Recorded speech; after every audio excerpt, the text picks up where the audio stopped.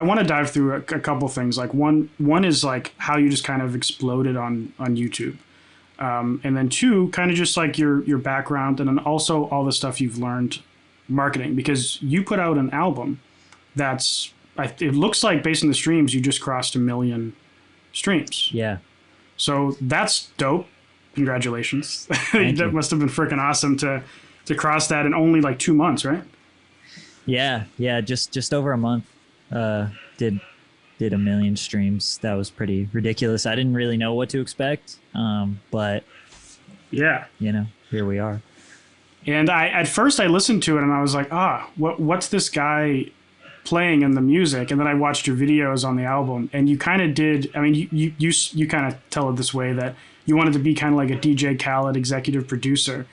And so the first thing that popped in my mind is, are you an artist yourself, or because all your videos are pretty much about music, but do you also do music too? I did. I used to make music. I started when I was just out of high school in 2014. I got into like my friends cracked FL Studio, and I was like, shit, I'll try it. It like looked fun. I never really, I've always loved music. I never thought about trying to make it until like literally all of my friends were just doing it. They were like, one kid cracked FL Studio and was putting it on everybody's computer, and I was like, well, fuck, I'm bored. I was going to community college. I didn't really have a hobby, and once you're out of high school, it's like you don't want to be the guy that's hanging out with high schoolers. So you're like, all right, I need to try to do something with my life. So I fucking just started making music, and I made electronic music. So I was really into EDM at the time, mostly dubstep. Never did any vocal work. And yeah, I did that. I got obsessed with it for like 2 years straight.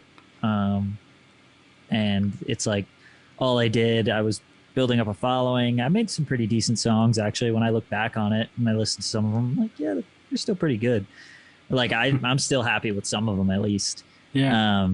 And then I pretty much, it's funny, at the like the peak of my career, if that's what you want to call it, I quit. I didn't really think that I was good enough to keep going, or to build a fan base, or to build a following, or to do this full time. And I realized that because by the time I made that decision to like quit, I had transferred to to a 4-year university, and I was like just going through a lot at that moment. There was just a lot going on in my life, and like music was something that I was passionate about, but I was working and going to a new school that was much harder than community college. And I just like, I don't know, I just felt really pressured, and I didn't love making music anymore. And yeah, I think I kind of was in this in-between moment for a while, for probably like 6 months. Yeah. Like trying to figure out, like, am I still making music? Is this what I want to do? And I just was in limbo. And then eventually just decided to like officially quit and stop making music. And then that was that was the history of like my actual production career. Shout out Lacey Jackson. Yeah, I was just about to say that. Thanks for the, what do you call them? Super chats? Is that what they're called again on YouTube? I always forget. It's a $5. It's a big $5. Thanks for the $5, Lacey. Appreciate it. Thanks, man. So how old are you, by the way? I think we're roughly the same age. I'm 24. Okay, never mind. I'm the old man here. I'm 29. But I kind of felt the same way when I was in college. Like I stopped doing music for like, I mean, not entirely, but mostly for like 4 or 5 years. I barely did it just because I was working full time and going to school full time, and it just, kind of sucks the life out of you to where it's not fun anymore. Are you doing this full time now? No. So I'm actually a mechanical engineer full time, and then I'm also doing this full time. I just don't do anything but work like 80 hours a week. Right. You just don't. Yeah. So basically, I have zero social life anymore, but it's fun. So I don't really feel too much of a trade off. Somebody asked what my dubstep alias was, and it was Shank. Shank. Is that gonna show up on Spotify or SoundCloud? Yeah, SoundCloud. You can listen to it. I'm not ashamed of it. People can go listen if you want. Oh, good. Some of the stuff is pretty decent. What was your what did you go to school for? I was kind of curious. I went to school for marketing. I went to Rutgers Business School in Nice. New Jersey. Did you find any of that helpful with any No. of your? That's what I Big waste of money. kind of assumed. It helped me figure out what I don't want to do, and Yeah. it yeah, no, totally not worth it. Not worth the money. I mean, not like there isn't valuable information to be learned, but like honestly, like the shit we were learning, it was like why your business should have a Twitter page. It's like fucking duh. Like, so it was a joke, dude, honestly. Yeah, I can imagine. It's the same in like engineering school. It's like you get to the job and nothing's remotely similar. Then or nothing you learn in school. What the fuck helps. are we even paying for here? Yeah. So on the YouTube stuff, because your album's actually relatively new. I mean, it's only came out 2 months ago. You kind of got started off like doing a whole bunch of, I guess, like rapper reactions and like listening to people's music, finding undiscovered artists and doing like games around it, like guess the bigger artist kind of thing. Like, how did that happen? I mean, I saw some stuff about it, but like, how'd you kind of get into making YouTube videos and like why that topic? So, I mean, when I was like making my YouTube channel, I had no idea what I wanted to do, which is pretty typical to like anyone who starts a YouTube channel. They're just like, I'm just gonna make videos like fucking with no direction, right? Yeah. I knew I liked music and I kind of liked vlogging, but ultimately I didn't really know. But I stumbled across like some artists that were in the underground like emo rap scene. At the moment I was like really feeling emo rap. Lil Peep had passed away and I was like upset about that. I genuinely like felt upset, and I kind of naturally was like, well, I want to find like more about, like I want to learn more about this and find out about more artists that kind of make this. And on top of being in a pretty confusing time in my life, I just felt like the music really resonated with me. It felt very nostalgic because I also grew up listening to a lot of emo music as well as rap, so it just felt like the perfect, and I was just coming off like the whole 3 years of trying to be an EDM producer, so it was like just such a good new direction for everything for my life. So I stumbled across some artists called Convol, Gucci High Waters, Garden, Lil Lotus, just like Shinigami, these artists that at the time were just SoundCloud guys with a couple thousand followers, right? And I was so used to the EDM SoundCloud scene that it was like, oh shit, like there's other genres of music like doing this, right? And I felt like some fucking, like I was the guy who just discovered this, like I was the only person in the world that knew about it, right? Like that's how I felt at the moment. So I made a video, right? I made a video that was like fucking 5 emo rap songs that you need to know or some shit like that, right? After I had been listening to them for a few months, right? I was like, why don't I make a video about this, And that ended up getting like 1,000 views. I paid like this Lil Peep fan page $15 to promote it on their Instagram story, and it got like 1,000 views, and I had like 20 subscribers. So 1,000 views is like fucking crazy. You're like, yo, I'm gonna be famous.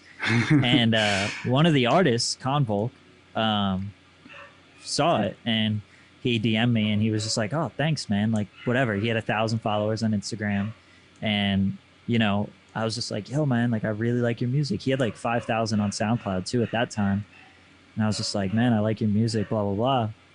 He's just like, one of the first things he said to me was crazy. He was like, which was weird. In hindsight, kind of weird, but he goes, never stop making YouTube videos. And I was like, what? Like, I don't even know you, dude. Shut up. No, I'm playing.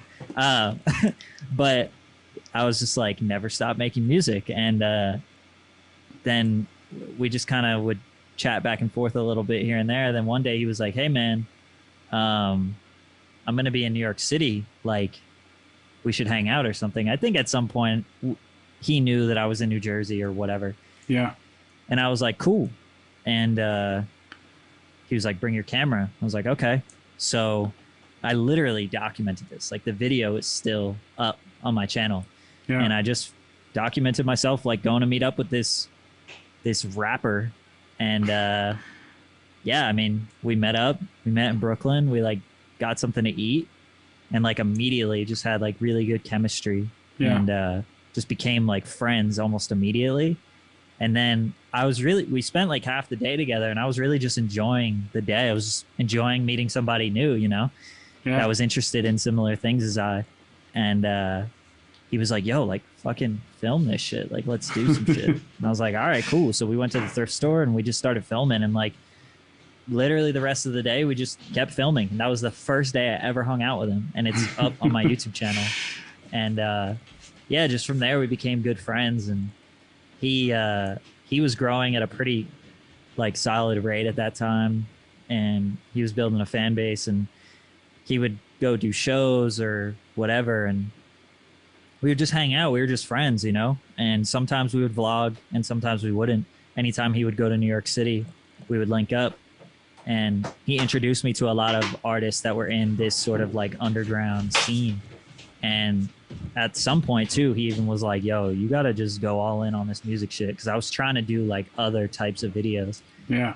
And I was just like, oh, I don't want to put myself in a box, blah blah blah. And he was just like, fuck that shit, you know. He's like, you could have a voice in this. So, you know, at one point I thought like all of my videos, when he was in them, they would get the most views, and I'm talking like 400, 500, 600 views, and then my other videos would get like 80, 100, 120. Like, so I was like, damn, I don't want to just be his like sidekick, you know. I don't want to be known as that. And I was known as that for like a little bit, right?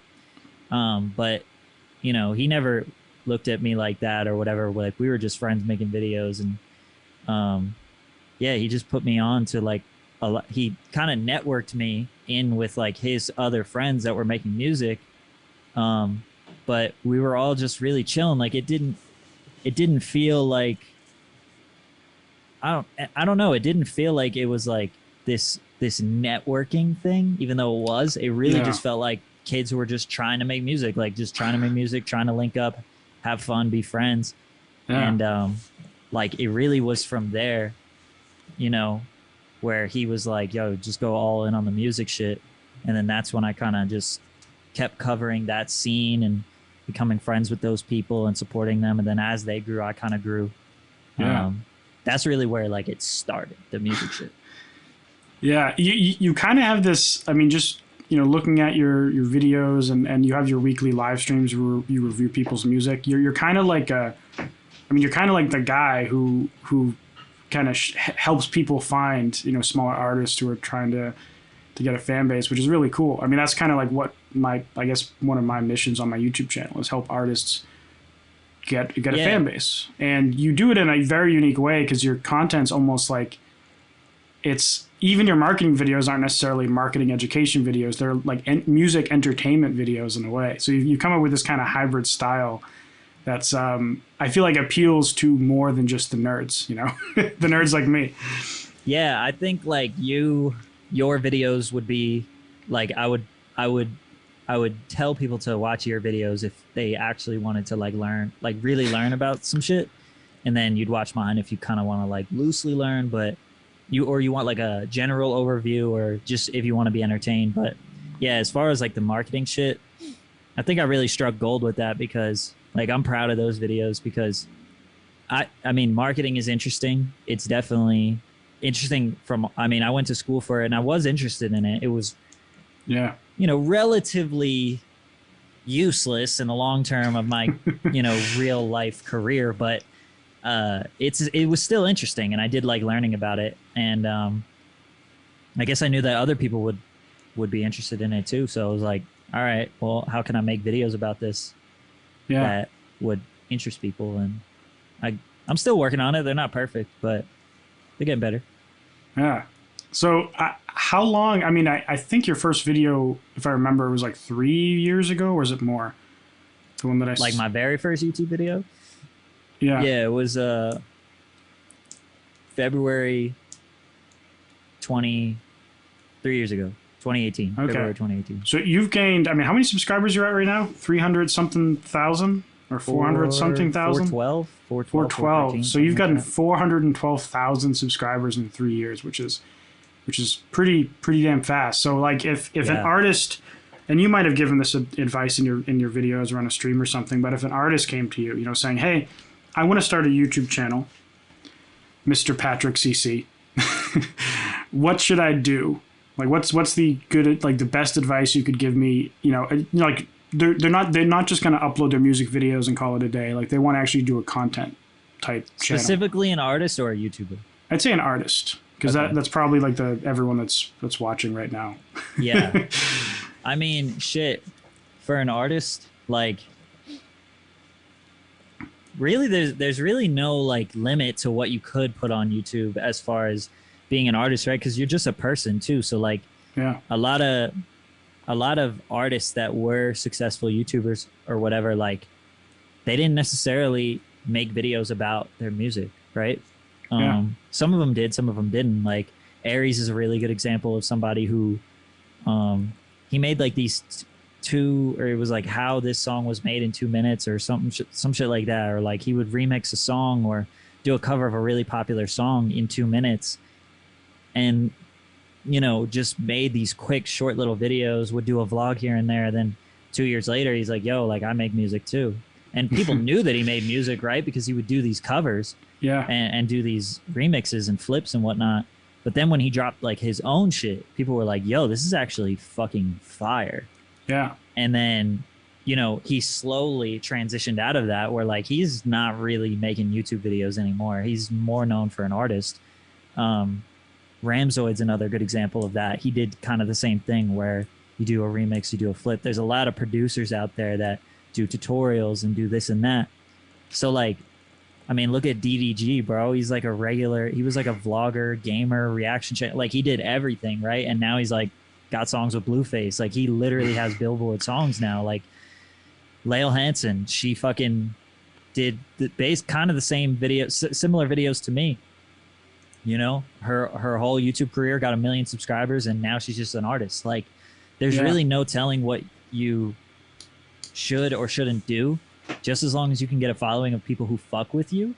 Yeah, that's really it. I mean, shit, if I wanted to go full-time in music, it would be ass, first of all. But if I wanted to, like, I could probably get a few thousand people to get behind me on it. But just know that if you do something, if you do try to build a following on YouTube outside of music, just know that when you do start making music, those people are going to be way more like harsh, way more critical, like way more just critical of the shit that you're putting out, right? Because they know you for something else. Right. Yeah, that makes sense. Did that happen to you? Since, I mean, you have a couple of years of making content, and then you drop an album. Did you have people saying like, oh, you're I mean, any kind of negative stuff about it, or was everyone super supportive? Yo, it's crazy because like I definitely have like a audience who's willing to be, I feel like, critical or whatever, like about music or whatever the fuck. But honestly, there wasn't even that much hate. Like a lot of people were pretty supportive of it.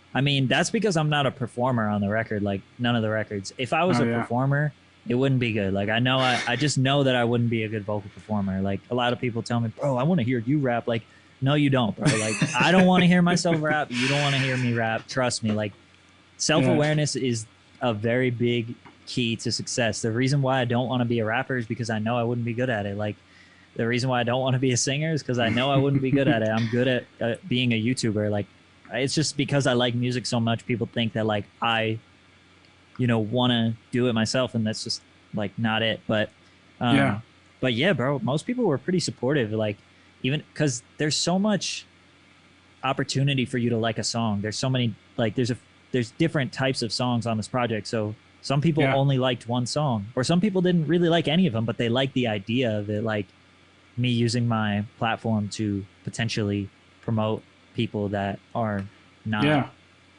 getting spotlight. So I think there's not really much to hate on, in my opinion. I agree. I mean, I guess just so everyone here knows, and for the final video, if you could just give like the 1 minute pitch for the concept behind your album, essentially your TikTok pitch of your album. Yeah, so the album that I made was essentially a compilation uh, project rather than a sort of like a compilation of songs rather than like one cohesive idea, like what like a conceptual. It wasn't a conceptual project, and I executive produced it like DJ Khaled would or like Taz Taylor would, where I you know, got a bunch of artists together and had them make music together, and I hand selected the beats and rearranged some of the verses or rearranged some of the hooks or maybe even helped with some of the writing. um, and I was in charge of you know doing not doing but working alongside the engineer for the final mix and master, telling him, hey, change this, change that. So essentially being like the guide, the brain Yeah. behind this project, putting all the pieces together and being the glue that like puts the project together. And I'm not a performer on it. Yeah. And the other cool thing is you didn't just pick like a bunch of I mean, because you probably could have reached out to a decent amount of other like successful music YouTubers and getting a pretty good amount of like, I guess, clout behind it, so to speak. But like, so some of the Maybe. people you picked were, I mean, I don't want to sound harsh, but like some of them had almost no followings. Yeah, no, that's what I love about the first song, like track number one. Like people love track number one, and like Jonah and Skywater are both two artists that have like Jonah didn't even have a song out. First of all, I mean, because he was doing a rebrand, and Yeah. Skywater is relatively unknown. But yeah, it's just like you have my biggest song on the project is not even close to the biggest artists that are on there, and people are so willing to check it out and listen to it because it's actually a good song and not because it's just a rapper with a bunch of clout or whatever. Yeah. Yeah. And someone in the chat asked a good question that I was going to bring up later is why didn't you put out singles first and why did you just drop the whole thing? I wanted the shock factor because I knew that no matter how much I promoted it, like I talked about it a lot on my Instagram and in my YouTube lives and on Twitter, but I know that the bulk of my following is obviously on YouTube, and not everybody pays attention to my daily life, right? Like people got shit to do. So Yeah. I knew that whenever I did decide to drop it, it would go on all platforms and I would post the full album on my YouTube channel. I knew that there would be a lot of people that are like, what the fuck? Like you dropped an album, what's going on? So I didn't want to spoil that moment. I didn't want to ruin that moment because Black Hole Sun would have been the single that I dropped, and in hindsight it probably would have worked because people really like that song.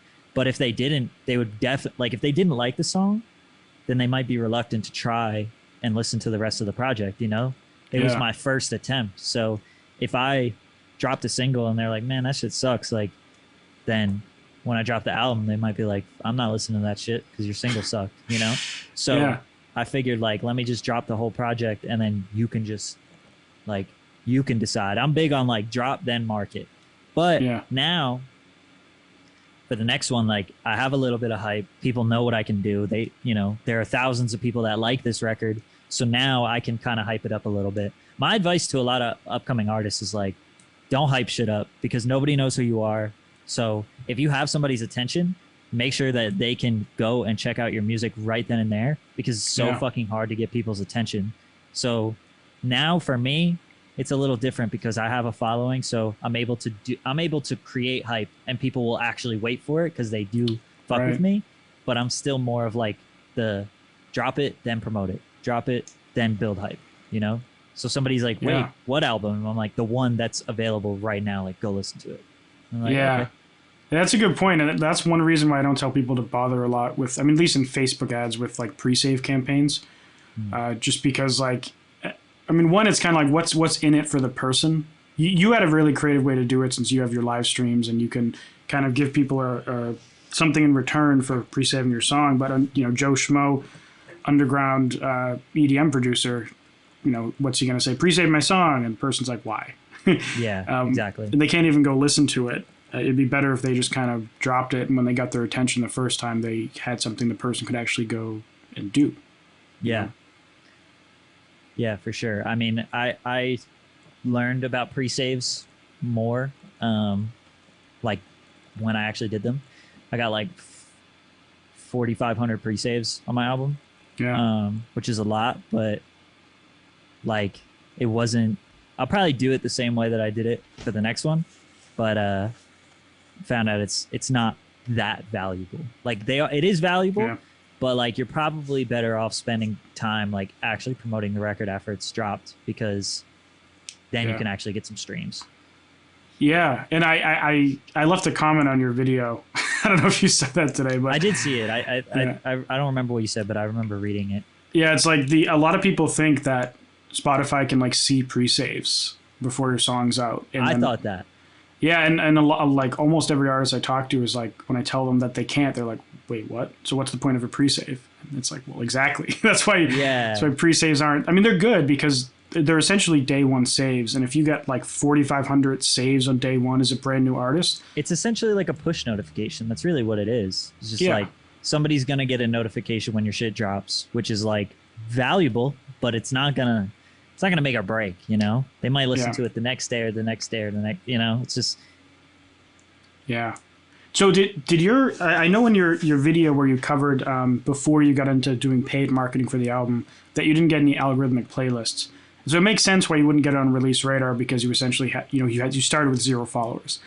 But did you end up getting any algorithmic playlist activity in the last 2 months? Because I would have expected like so much organic traffic, so many saves, so many streams for brand new art. I would think that you would have a couple songs on Discover Weekly that would just be crushing it. Yeah. So by now, right now, so for radio, I have 16.7K streams. Discover Weekly, 14.8K. Release Radar, 11.7K. Okay. And then Daily Mix and On Repeat are basically 8.7K, 4.8K. But yeah, Release Radar kind of jumped up a little bit after that. But Discover Weekly also, it took a little bit of time. But yeah, I mean, it did something. I mean, total of like 40,000 streams. It's not nothing to bat an eye at, but it's not nothing to like.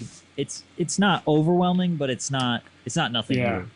It's like, it's fine compared to a million. Compared to a million, if it was like 400,000, like, oh, okay, that. Yeah. Compared to a million, though, it's not much. 4%.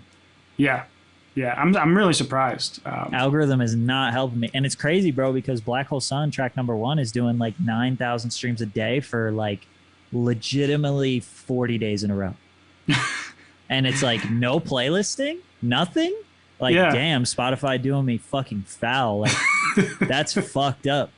See, we kind of speculated a little bit here, me and the guys, and we kind of thought like Spotify wants you to think that it's like fair, but like if they had a data system that was true, somebody that controls those playlists would see that this shit is doing numbers every day consistently on its own. And they would be like, damn, people probably like that song. We should promote it more. But it's not like that, because it's probably one dude who knows the song or saw one of my videos and was probably like, fuck that kid. And that's it. So it doesn't matter, how many. Yeah.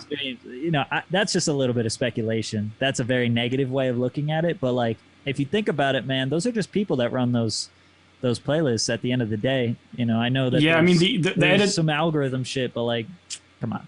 The algorithmic playlist, supposedly there's some formula that goes into it. And like, I've had decent results kind of like trying to predict if songs will get on algorithmic playlists. But you're right about the editorial playlist. It's just like every playlist has like a person assigned to it who curates it. And if they don't like the song, then if they don't like you or they don't like the song, you're fucked. And there's also data that they look at, but they're told like, use your editorial privilege to decide what to do. And I mean, I don't want to make it too political, but if you look at how Spotify's treated some of Joe Rogan's episodes, that their opinions get mixed up in their decisions. Absolutely. And that's why, like, I know that Black Hole Sun is a good song, and I know that I'm going to keep pushing it. And that's why I'm not going to get discouraged if it doesn't get playlisted. I'm grateful. I'm grateful that it even is coming up on 400,000 streams. That's fucking amazing. And that just shows how, just great, like my fan base just fucking strong. Like they're really fucking with that song, and just the word of mouth, right, is just great because I mean, I'm sure my promotion of the track helped a little bit, but like it's, you know, Spotify, fucking come on. This song will probably help you, you know, like this song will probably get people to come back to your playlist, right? Like, I mean, like data's for you're killing it on Spotify. I mean, you dropped an album 2 months ago, and your most streamed song is about to pass my most streamed song.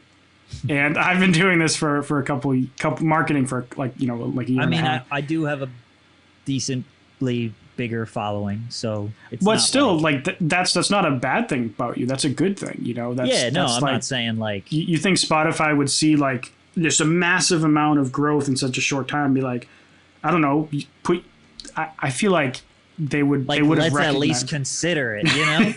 Like, that's what I'm saying, bro. Like, how you gonna be an artist that's never dropped anything? Actually, I did have this like little meme song up there, but basically never dropped anything, right? And now he's got 100,000 monthly listeners in a month. Like, who's running this shit over there? Like, does nobody like check that out, you know? Am I not bringing value somewhere? Like, damn. So I guess let's shift over to how you marketed this album, because obviously, you know, you had the organic thing, you have your audience, but you've done a bunch of experiment videos, and it sounds like that you probably even have more coming. And so you've done, you know, there's the Facebook ads one, which a few people sent my way, like, hey, Patrick's doing Facebook ads, and I checked it out, and I was like, sweet. But then you also had your playlisting one, and then you had a TikTok influencer one, and I don't know if there were others. So I guess, like, out of all that, what do you think is the most worth it for, like, a, you know, Joe Schmo underground EDM producer to get down with? Like which marketing tactic? Yeah, out of those three, or anything else you've tried, either like playlist, influencer marketing, Facebook ads, or whatever. I know it's a tough question. Yeah, it's a tough question because like you never know. Like certain things work for certain people, and like I never try to act like I know everything. I mean, I know that I give off this impression, right? Like a lot of people will be like, "Oh, you know, you're." Like some people were commenting on the Facebook ads video, right? And they're like, or the Instagram ads, and they were like, fucking, I'm surprised you're so late on this. Or like, I'm surprised you didn't know. And like I'm not that much different than my fan base, right? Like I'm learning just as much as they are. I just happen to have a following and present it in a way where I guess I kind of want to look like I know what I'm doing a little bit. But at the same time, like I'm also learning, right? It's a learning experience. I think that's what makes the videos interesting because it feels relatable because I'm not like some genius like that did all this crazy research. I kind of like do it as I go. But as far as like the marketing, I mean, it's such shitty advice, but it's like there's not one thing that works. And like there isn't one thing that I could tell you to do because if I could, I would be a billionaire because if I knew the way, I would have 1 million streams on every song and people would be paying me, you know, thousands of dollars or whatever to promote their shit. But there just really fucking isn't a way. Like there isn't a way. But I know that, you know, TikTok is a huge gamble. But if it works, it works. Fortnite is a good community to roll down. Fortnite? Fortnite... shit, but I don't know about EDM. I don't know about EDM for Fortnite, but wait, is there like a music community on Fortnite? Fuck yeah. Yeah. Gee, like how is it? Yeah, I'm probably gonna make a video about that, so I don't want to like dive too deep into it, but I think like I'm gonna invest into some Fortnite promotion type shit. That's interesting. Video gamers, bro. Just gamers of all kind, like. The NBA 2K community is big with rap stuff. But EDM, man, I'm a little bit out of the loop with EDM. Yeah, I mean, it is different for every genre, and I'm not. I always say EDM, but I guess I'm not necessarily even EDM myself. But yeah, what's weird about EDM is it doesn't stream well, and it's hard to get your name out there other than doing shows. Doing shows is actually like a really good way to get your name out there. Like, I know tons of DJs that'll. It's crazy, bro. With rap, you could have a million. You could be getting 1 million streams a month, and you won't even be able to get 50 people at a show. With EDM, there are some EDM DJs that don't even have 1 million streams that'll do 1,500, 2,000 person shows. It's so weird. It's like total opposite. It's crazy. Yeah. And also, I just want to apologize to all the people. I totally ducked the marketing question, but it's just fucking. It's so hard to just give that one piece of advice. Like, do this and it'll work. I know what you mean, and I usually just blanketly will say Facebook ads. But you are right that like it's different for everyone. And I guess quick shout out to Anonymous. Thanks for the €5. Hey, quick question: if I appear in a track on Spotify as a feature with a larger artist, will those extra streams contribute to my monthly listeners? And the answer is no if you're a feature, but yes if you're a second primary artist. So if you're also a primary artist, monthly listeners cross over. If you're a feature, they do not.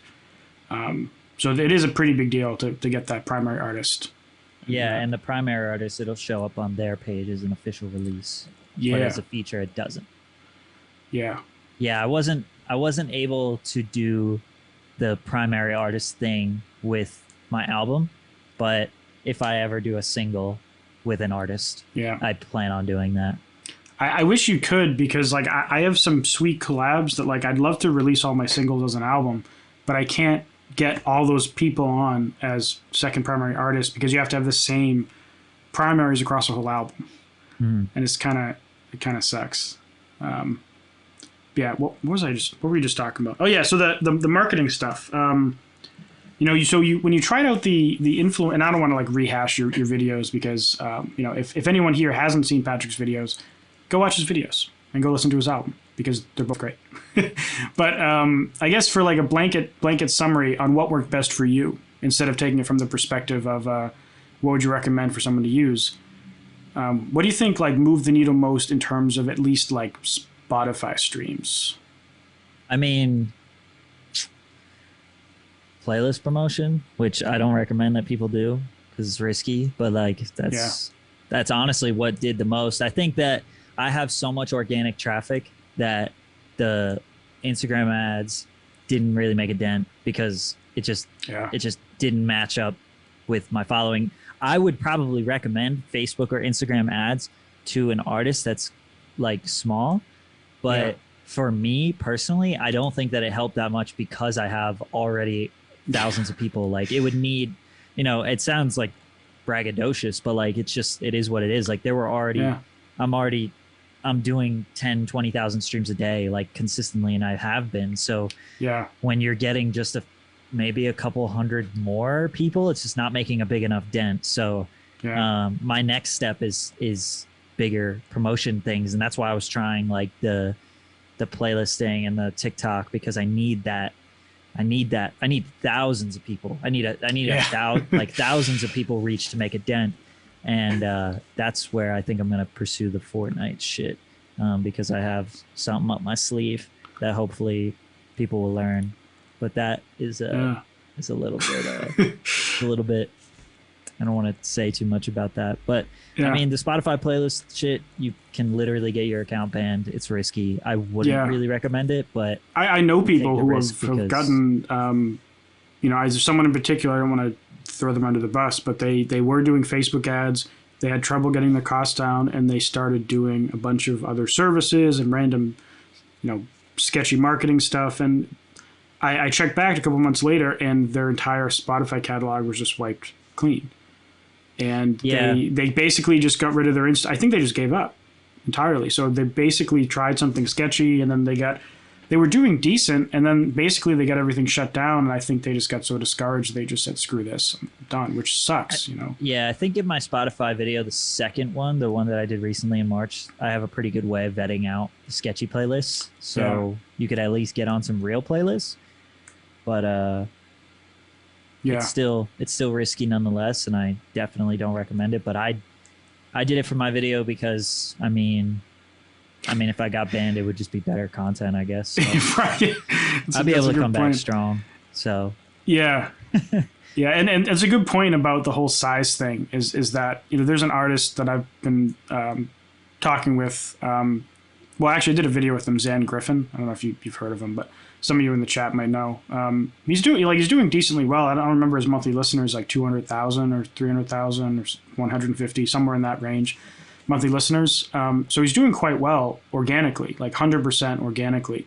And so when we do Facebook ads, it's a completely different story from how I do Facebook ads and how I help a lot of other smaller artists do it.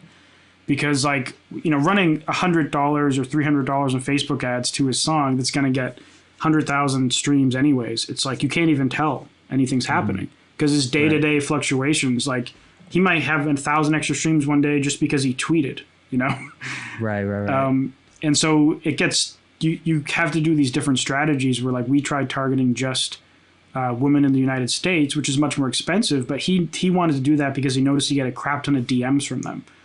And so he used that as a measure of success, like how many DMs is he getting from these people. And that way he can tell the Facebook ads are working and he can have a conversation with all these strangers and kind of like they essentially become super fans in a way. And I've tried this a couple of times by making I've been running TikTok ads recently and trying to get people to DM me in them. And it's actually it's pretty cool. Like you get to talk with all these people. And I feel like that kind of interaction, it's a super deep kind of like fan engagement thing than just like, yo, go check out my track. Yeah. Wait, I forgot. This is the best way to market your shit for free. I just remembered. Literally the best way to market your shit for free is just make a TikTok account and use TikTok the way that you're supposed to. And then one day just literally be like, just hold the camera up to your face and just say, hey, I'm an artist. I made this song. What do you think? And then just play it and just vibe out. That is the best way that you can market your shit. Like I've seen so many people blow up from like doing that, from just putting the phone up and just being like, hey, I make music. Check it out. Let me know what you think. A lot of the artists in the Spotify viral section, the viral charts, are, if you might look them up and you'll see their first song ever, it's like, crazy numbers, like multiple millions of streams because they're in like trending or whatever. Mm-hmm. And then you look and find out that it's because they were like a big TikToker who came up with their song. It's still the best way to get your shit out. I don't care what people say. They're like, oh, it's cringe, it's this or that. Like, cool. Let other people make cringe money then. Like, what are you doing? Yeah. Like, who cares? If people are listening to your shit and they fuck with it, like, who cares how they found it? Yeah. I do think that not everyone is suited for TikTok to like. That's true, but everyone can try. You're right. You never know. Like, you never really know. The types of shit that blows up on TikTok is all so different. People like to say that there is a common theme. There is some cringy, corny songs that blow up, yes. But there are also like really, really fucking good songs that blow up on there that are like actually well written, well performed, well produced, like all the time. All the time it happens. For no reason. For just it's the same for the content types. A lot of people think it's just stupid singing and dancing stuff. And there's a lot of stupid singing and dancing, but absolutely. There's if you go on there and type in like music marketing, there's a bunch of people who essentially do what I do on YouTube on TikTok. And if you go and type like, I don't know, I bet if you typed finance, you would find like tax advice on how to, it's essentially just YouTube in 1 minute format. There's a whole bunch of stupid crap, but there is kind of everything on there. So that is a good point that you don't have to be a cringy person to be on TikTok. In fact, honestly, I think there's a bigger opportunity for people that are very different because people like different shit sometimes, or maybe TikTok needs something a little bit different. Yeah, possibly. It's true, because the content you make isn't super cringy. It's essentially like your YouTube. Some people might think it is. I'm sure. Some people do on TikTok, but I don't know. I would be more consistent on TikTok, but it's funny because like I know that it could be valuable. My manager's always like, bro, you gotta make it on TikTok, bro. You'll have 1 million followers so quick. And I know that because I know that if I just do those stupid ass videos, like 3 artists that are about to blow up or this blah, blah, blah, this versus this, like I could just come up with all these goofy, stupid little ideas. I just like don't want to. Like, I don't know. I don't have the motivation. I don't know. I want to be more of a YouTuber. Like TikTok to me, like isn't very exciting. I had I have two TikToks that have 1 million views, and it doesn't excite me. Well, probably because I'm not making money on it right now. But like, it's not that it's even about the money. It's just like those content ideas are so boring. They don't fuel that creative in me. It just feels like something I should be doing, you know? It's I post on TikTok because I should be doing it, not because I want to. So I have 50,000 followers on there, but I probably could have 1 million if I really like tried to put some energy into it, but I just don't care enough. And that's irresponsible probably, but I guess at some point you gotta give yourself like, all right, I'm not gonna do that one. You know, I'm not gonna try to blow up on that social media. For the longest time, I for like the past few months, I said screw TikTok just because I don't have a good time. I don't even watch videos on it because I don't really enjoy that as much as a lot like of YouTube. Good puppy videos on TikTok. if you were to go on my phone and you looked at my For You page, it would just be a bunch of videos of people's dogs, which is what I like to use TikTok for, is just look at dogs. That's a lot of mine as well. That and what's been recently? I guess I've been watching a lot of random music content on there, like music producers making short beats and stuff like that. Fire too. But I've recently forced myself to get back into uploading 2 videos a day on TikTok just because I know it's the place to be. I also kind of just don't have a good time doing it. I like making YouTube videos. I don't like making TikTok videos. It's too short. Like I can't say anything. I feel like I can't say anything meaningful. Yeah, you got to shorten it, and then fucking it's just like, I don't know. Yeah, it just sucks. It just YouTube is just so much better. Like it's so funny because every TikToker is gonna eventually want to be a YouTuber, and they're going to have such a hard time trying to stretch out their content. And every YouTuber is like, how the fuck do I say anything in a minute? Yeah. So someone asked me in a comment to like, hey, can you like show how to do Facebook ads in one of your videos? And I'm like, in a 1-minute video, you want me to show you how to make a Facebook ad campaign? Like it's just like, because it's just, it basically is just an ad for your YouTube video. That's all it would have to be. It'd be like, and since you learned nothing and you've been sitting here for 58 seconds, go watch my YouTube video where you can actually figure out what the fuck to do. Because here we are on this app. Like, I think it's really good for artists in particular, though. I mean, we're in a kind of a different position because we're YouTubers. But like for an artist, you can make a lot of dope music content on TikTok. Absolutely. And 1 minute's like a really good length. Fuck yeah. I wish. I mean, I kind of want to start a separate one just so I can do music stuff. But then I realize I hate TikTok, and then I don't do it.